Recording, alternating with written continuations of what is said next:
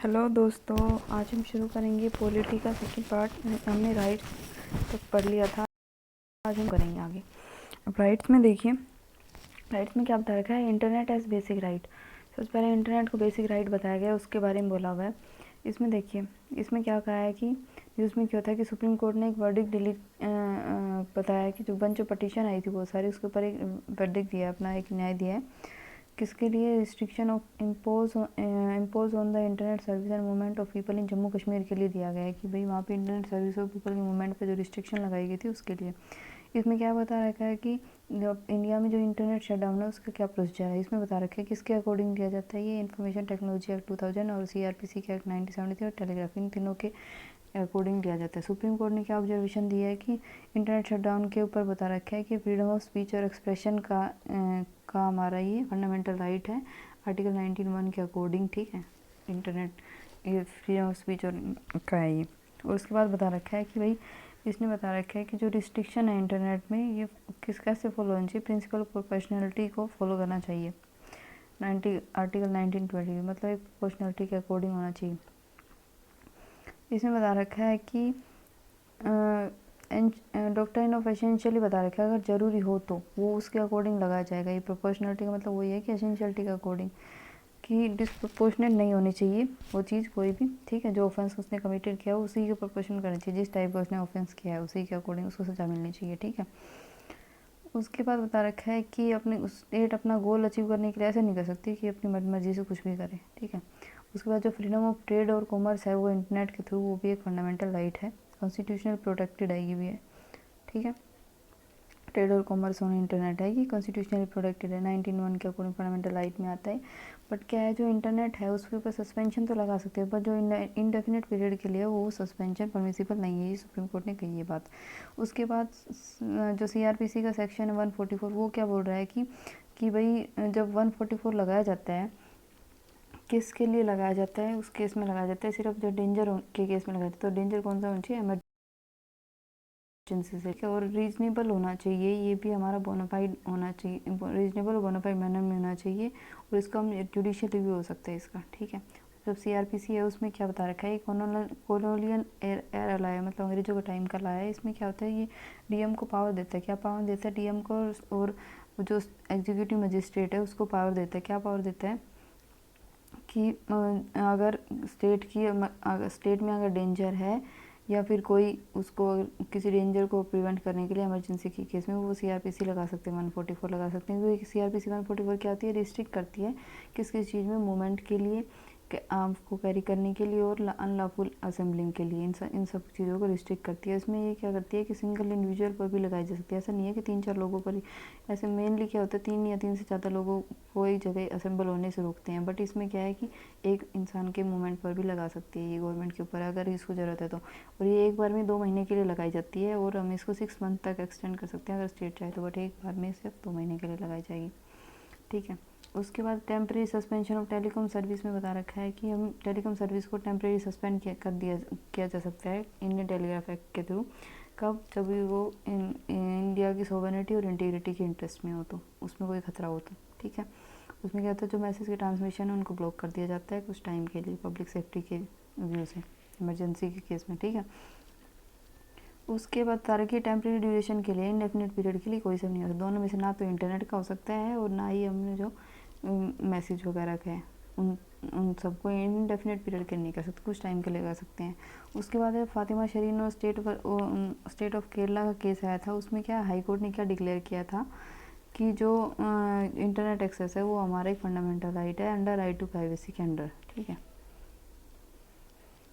But supreme court ने ऐसा नहीं कहा इसको, ये कहा है इंडेफिनिट पीरियड के लिए कर सकते हैं। बट अगर स्टेट की सोवरेनिटी इंटीग्रिटी को खतरा है तो हम इसको कर सकते हैं, ये रिस्ट्रिक्शन इम्पोज कर सकते हैं। नेक्स्ट देखिए right to property. Right to property में बता रखा है कि अब न्यूज़ में क्या था कि सुप्रीम कोर्ट ने अभी जो प्ली है वो हियर की थी। उसमें क्या होता है कि अपलैंड की हिमाचल प्रदेश गवर्नमेंट ने किसी अपलैंड की ज़मीन है वो ले ली थी, उसके लिए बता रखा था। सुप्रीम कोर्ट ने क्या कहा कि भाई forcibly dispose of a person private property की, मतलब फोर्सिबली नहीं ले सकते किसी भी प्रॉपर्टी का विदाउट ड्यू प्रोसेस ऑफ, अगर लॉ के बिना प्रोसेस कोई किसका इसके लिए किसी भी की ज़मीन लेनी है उसके लिए एक ड्यू प्रोसेस होता है कि भाई पहले आपको ये करना पड़ेगा, उसको बताना पड़ेगा, ऐसे करनी है उसको, फिर अगर वो देना चाहे तो दे, नहीं देना चाहे तो नहीं ले सकते। बट इसके लिए विदाउट ड्यू प्रोसेस अगर हम लेते हैं तो स्टेट ऐसे ले नहीं सकता, ठीक है। अब आर्टिकल 3 अंडर ये था, ये राइट टू प्रॉपर्टी का एक्ट था। स्टेट को क्या बताता है कि स्टेट एक ड्यू प्रोसीजर फॉलो करेगा और इससे ड्यू प्रोसीजर फॉलो करके पर्सन की प्राइवेट प्रॉपर्टी को ले सकते हैं, ठीक है। और ये राइट टू प्रॉपर्टी पहले फंडामेंटल राइट था, फिर उसको जो 44th अमेंडमेंट एक्ट था 1978 उसमें से उसके बाद इसको लीगल राइट बना दिया था प्रॉपर्टी राइट को, ठीक है। अब इसमें बता रखा है कि स्टेट है वो ये इस एडवर्स प्रोसेशन है उसके थ्रू भी नहीं ले सकता। एडवर्स प्रोसेशन मतलब है कि कोई आदमी इतने दिन से उसकी ज़मीन पर कोई और काम कर रहा है, तो 12 साल या उससे ज़्यादा कर रहा है, तो वो उस ज़मीन का मालिक बन जाता है, तो स्टेट है वो इस प्रोसेशन से भी नहीं ले सकता। नेक्स्ट देखिए सेडिशन क्या बता रखा है। सेडिशन क्या होता है, सेडिशन के लिए क्यों बता रखा है, क्योंकि देखो रिसेंटली जो बेंगलुरु में और कश्मीर में क्या होता, जो सिटीजनशिप अमेंडमेंट एक्ट है उसके लिए प्रोटेस्ट हुए थे, जो प्रो पाकिस्तान के स्लोगन लगाए गए थे, तो इसमें सेडिशन की बात आई थी, ठीक है। तो सेडिशन इंडिया में सेडिशन का क्या है, इंडिया में सेडिशन बता रखा है कि 124 सेक्शन के आईपीसी के 124 सेक्शन के अंडर आता है। ये बताता है कि अगर कोई हेट्रेड फैलाने के लिए या फिर गवर्नमेंट का कंटेम्प्ट करने के लिए करता है तो ये सेडिशन में आएगा, ठीक है। उसके बाद बता रखा है कि थॉमस बिविंगटन मैक्लोई ने लेके आया था आईपीसी में 187 में किया था, ठीक है। इसमें बता रखा है नॉन बेलेबल ऑफेंस है ये हमारा, और इसमें बता रखा है कि भाई वो गवर्नमेंट जॉब में अप्लाई नहीं कर सकता, विदाउट पासपोर्ट रहना पड़ेगा, उसको कोर्ट में प्रेजेंट होना पड़ेगा जब जरूरत होगी तो। उसके बाद इसका फेमस केस है जोगेंद्र चंद्रा केस बता रखा है, बाल गंगाधर तिलक महात्मा गांधी का, इनमें सब में युग इंडिया में उन्होंने यंग इंडिया में उन्होंने पब्लिश कर दिया था, उन सब के लिए उनके ऊपर सेडिशन लगा दिया था। उसके बाद बता रखा है कि सेडिशन के एक्ट के जो एसेंशियल इंग्रेडिएंट हैं, इसमें अभी जो न्यू है उसमें बताया है कि जैसे कन्हैया कुमार का केस था, रमेश थापर केस था, केदार सिंह केस था, इसमें बता रखा है कि रिडिफाइन किया है इन्होंने सेडिशन को। क्या डिफाइन किया कि सेडिशन कब माना जाएगा, इसमें बता रखा है अगर वो पब्लिक ऑर्डर को डिस्टर्ब करता है, अगर कोई वॉलंटरी और अनलॉफुल एक्टिविटी करता है, या फिर बता रखा है स्टेट की जो सिक्योरिटी है या पब्लिक सिक्योरिटी को थ्रेटन है, तो उस केस में सेडिशन चार्जेस लग सकते हैं। नेक्स्ट देखिए minority education institute. Minority education institute के बारे में बता रखा, हम न्यूज़ में क्यों थे कि अभी सुप्रीम कोर्ट ने क्या कहा है कि अगर जो माइनॉरिटी इंस्टीट्यूट को उनको स्टेट भी रेगुलेट कर सकता है, अगर वो नेशनल इंटरेस्ट में है तो स्टेट भी रेगुलेट कर सकता है। इसके लिए देखो अभी क्या बता रखा है कि जो नेशनल माइनॉरिटी एजुकेशन इंस्टीट्यूट है, ये इसके बारे में बता रखा है, ये हमारे क्वासी जुडिशियल बॉडी है, उसमें बता रखा है ये क्या करती है, माइनॉरिटी इंस्टीट्यूट है उनको सर्टिफिकेट देती है, ठीक है। इसका चेयरमैन है वो हाई कोर्ट का जज होना चाहिए या फिर सेंट्रल गवर्नमेंट से नॉमिनेटेड, उसमें 3% भी होने चाहिए। उसके बाद बता रखा है इसकी पावर एक सिविल कोर्ट की जैसी पावर है, national commission minority education institute है, इसकी सिविल कोर्ट की तरह पावर है, मतलब ओरिजिनल और एपिलेट दोनों जुडिक्शन है इसके पास, ठीक है। और ये कब कहा गया था, जोसेफ ऑफ क्लैनिवर्स state of West Bengal case में ये बात कही गई थी। उसके बाद बता रखा है कि कमीशन का ये एजुकेटरी फंक्शन भी है कि एजुकेट कर सकती है, ये रिकमेंडेशन भी दे सकती है, एजुकेटरी और रिकमेंडेटरी फंक्शन है ये, ठीक है। ये उस पर अपना न्याय भी दे सकती है और उस पर रिकमेंडेशन भी दे सकती है। उसके डिस्प्यूट होते हैं उनको डिसाइड करती है कि एजुकेशन इंस्टीट्यूट या यूनिवर्सिटी में कोई डिस्प्यूट होता है उस पर बता रखा है सुमोटो एक्शन भी ले सकती है, अगर उनके कोई राइट्स का वायलेशन हुआ है तो उसके लिए सुमोटो एक्शन ले सकती है। उसके बाद ये प्रमोट करती है और प्रिजर्व करती है माइनॉरिटी स्टेटस को कोई इंस्टीट्यूट के, ठीक है। और माइनॉरिटी स्टेटस उसको कैंसिल भी कर सकती है अगर कोई इसको वायलेट करता है, तो इसकी ग्रांट कंडीशन जो ग्रांट की कंडीशन है उनको वायलेट करता है। तो फिर इसके बाद एक और है national commission for linguistic minority. इसकी पावर क्या होती है, national commission for minority education institute है, इसे कम होती है, आर्टिकल 350 के अंडर आता है। और ये क्या करता है, ये सेफ गार्ड करता है, सेफ गार्ड के लिए ये बाकी बस सिर्फ सेफ गार्ड करता है, वो तो बहुत सारे काम करते हैं, सर्टिफिकेट वगैरह देती है, कैंसिल भी कर सकती है, बस ये सेफ गार्ड के लिए काम करता है। और ये क्या करता है, रिकमेंडेशन बनाता है, पार्लियामेंट को अपनी रिकमेंडेशन दे सकता है, और एजुकेटरी फंक्शन नहीं है इसका, ठीक है। अब सुप्रीम कोर्ट ने क्या कहा है कि भाई जो रेगुलेटरी और माइनॉरिटी इंस्टीट्यूशन है उसमें जो अगर टीचर की अपॉइंटमेंट करनी है वो स्टेट कर सकता है, ठीक है, एक्सीलेंस को इंश्योर करने के लिए। तो ये उनके माइनॉरिटी स्टेटस है उसको इंटरफेयर नहीं करना चाहिए। तो इसमें बता रखा है कि TMA Pai versus state of Karnataka case था 2002 का, उसमें इस केस में क्या कहा गया था, सुप्रीम कोर्ट ने कहा था फंडामेंटल राइट है आर्टिकल 3 के, वो ना तो एब्सोल्यूट है ना ही लॉ से ऊपर है, ठीक है। मतलब ऐसा नहीं है कि उनको कोई इंटरफेयर नहीं कर सकता, जब ज़रूरत होगी तो स्टेट कर सकता है उसमें इंटरफेयर। अब इसमें आगे बता रखा है जो माइनॉरिटी एजुकेशन इंस्टीट्यूट है उनके बारे में बता रखा है। उसमें बता रखा है कि कौन सी इंस्टीट्यूशन को बता जाएगा, वो इंस्टीट्यूशन एजुकेशन एस्टेब्लिश और एडमिनिस्टर बाय माइनॉरिटी, जो एस्टेब्लिश किया हो या एडमिनिस्टर किया गया हो माइनॉरिटी से। दूसरा क्या बताया, कॉन्स्टिट्यूशन ऑफ इंडिया में है वो माइनॉरिटी टर्म को कहीं डिफाइन नहीं किया गया है। और national commission for minority education institute है वो बताती है जो सेंट्रल गवर्नमेंट ने जो कम्युनिटी माइनॉरिटी को दी हुई है वही माइनॉरिटी है, उसका मतलब ही माइनॉरिटी है। उसके बाद बता रखा है कि 6 नोटिफाइड रिलीजियस माइनॉरिटी। अब हमारी कॉन्स्टिट्यूशन में सिर्फ रिलीजियस माइनॉरिटी दी हुई है, और जो लिंग्विस्टिक माइनॉरिटी वो हमें डिफाइन नहीं किया है, ठीक है। जो 6 कम्युनिटी के लिए बता रखा है, Muslim, Sikh, Christian, Buddhist, Parsis and Jain, ये 6 माइनॉरिटी कम्युनिटी है। उसमें बता रखा है लिंग्विस्टिक माइनॉरिटी कहीं भी नोटिफाई नहीं की है सेंट्रल गवर्नमेंट ने अभी तक। इसलिए क्या है, लिंग्विस्टिक माइनॉरिटी हमारी जो इसके क्राइटेरिया से बाहर है, national commission for minority education institute के क्राइटेरिया से बाहर है। उसके बाद जो एलिजिबिलिटी क्राइटेरिया क्या क्या है, जो इसमें कौन कौन एस्टेब्लिश कर सकता है, जो एजुकेशन इंस्टीट्यूट इज एस्टेब्लिश और एडमिनिस्टर बाय जो माइनॉरिटी से है वो कर सकते हैं, वो बना सकते हैं। या फिर कोई ट्रस्ट होगा, रजिस्टर्ड सोसाइटी होगी, माइनॉरिटी या मेजोरिटी सोसाइटी के मेजोरिटी मेंबर उसके क्या है माइनॉरिटी कम्युनिटी से होने चाहिए पर उसकी, ठीक है। या तो माइनॉरिटी बनाई या कोई ट्रस्ट हो जिसके मेजोरिटी मेंबर माइनॉरिटी के हो वो बना सकते हैं। और उसके बाद बता रखे हैं इसमें ये माइनॉरिटी के बेनिफिट के लिए एस्टेब्लिश होनी चाहिए, तीसरी चीज़। उसके बाद एक बार माइनॉरिटी का स्टेटस दे दिया गया तो उसको पीरियडिकली रिवाइज करने की ज़रूरत नहीं है, रिन्यू करने की ज़रूरत नहीं है, ठीक है। उसके बाद बता रखा है क्या क्या राइट्स दिए गए हैं माइनॉरिटी एजुकेशन इंस्टीट्यूट को इन रिस्पेक्ट टू। इसमें बता रखा है कि इनके लिए इनके पास कुछ extra power other education institute से। इसमें बता रखा है कि ये रिजर्वेशन की परव्यू से बाहर है। अंडर आर्टिकल 15 में जो रिजर्वेशन दिया गया है उससे ये बाहर है, इसमें रिजर्वेशन नहीं चलेगा। और पर ये जो माइनॉरिटी एजुकेशन इंस्टीट्यूट है अपने स्टूडेंट के लिए 50% रिजर्वेशन दे सकते हैं अपनी कम्युनिटी के लिए, ठीक है।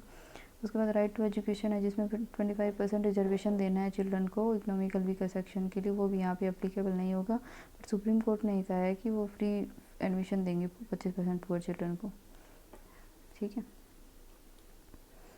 उसके बाद बता रखा है इनका अपना सेपरेट फीस स्ट्रक्चर होता है उसमें, और ये कैप्टेशन फ़ीस चार्ज नहीं कर सकते, not allowed to charge capitation fees को कैप्ट करने का उनके ऊपर चार्ज नहीं कर सकते, ठीक है। सेपरेट फीस स्ट्रक्चर होता है।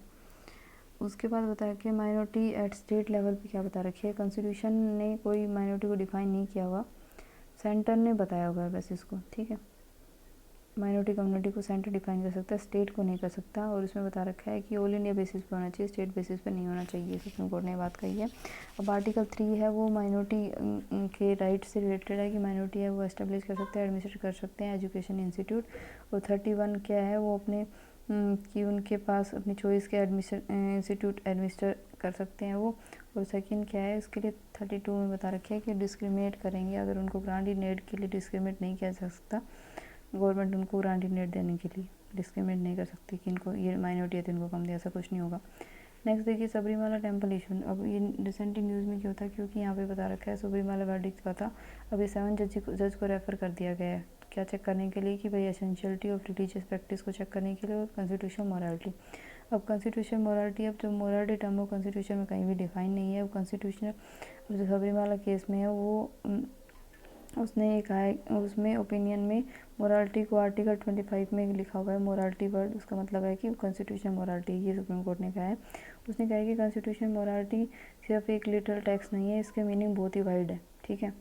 उसके बाद ये आगे न्यूज़ में बता रखा था जो Indian young lawyer other association of Kerala है, उन्होंने क्या कहा था, 5 जजों की एक बेंच थी, उन्होंने क्या है एक लैंडमार्क डिसीजन दिया था 4:1 में कि 4 उसके फेवर में थे, एक अगेंस्ट में था कि भाई जो entry of women of reproductive age है इनसाइड द सबरीमाला टेम्पल है उसको रजिस्ट नहीं कर सकते, ठीक है, वो एंट्री होनी चाहिए। उसने बात बता रखा है ये क्योंकि उन्होंने कहा था ये एक टाइप की अनटचेबिलिटी है, और जो ये इसलिए क्या है वायलेशन ऑफ आर्टिकल 17 का वायलेशन है ये, ठीक है, इसलिए ये आर्टिकल 17 का वायलेशन है, अनटचेबिलिटी तो होनी ही चाहिए।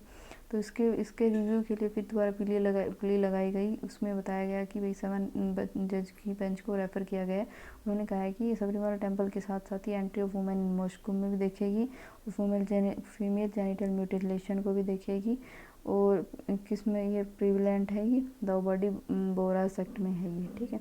और डॉक्ट्राइन ऑफ एसेंशियलिटी बताती है कि कि ये बताती है कि अब एसेंशियल ये है, इसमें शेड्यूल केस में बता रखा है कि रिलीजन का सिर्फ ये नहीं है कि सिर्फ धर्म का नाम हो गया, ये रिचुअल प्रैक्टिस और जो रिचुअल उनके अंडर जो भी है वो रिचुअल और जो प्रैक्टिस है रिलीजन, वो सारी रिलीजन के अंडर आती है, ठीक है। और ये स्टेट की रिस्पॉन्सिबिलिटी है कि जो एसेंशियल है और जो नॉन एसेंशियल प्रैक्टिस है उनको डिटरमाइन करे कि कौन सी ज़रूरी है उसको रखे, नॉन एसेंशियल है उसको हटा दे, ठीक है। अब कर्नाटक हाई कोर्ट ने क्या कहा था, कर्नाटक हाई कोर्ट ने आर्टिकल 25 के बारे में ये कहा था कि भाई फुटपाथ पे जो अगर हम रिलीजियस प्रैक्टिस होती है उनको रोकने के लिए, फुटपाथ पे अगर जैसे कोई रेडी वगैरह लगा के रिलीजियस प्रैक्टिस करते हैं उनको हम रोक सकते हैं, इससे हमारा फ्रीडम ऑफ आर्टिकल 25 है वो हमारा वॉयलेट नहीं होगा, ठीक है। ये कर्नाटक गवर्नमेंट ने ये किया था। तो दोस्तों आज के लिए इतना ही, कल से हम प्रेसिडेंट स्टार्ट करेंगे। अगर आपको मेरी वीडियो अच्छी लगती है तो please like share and subscribe. Thank you.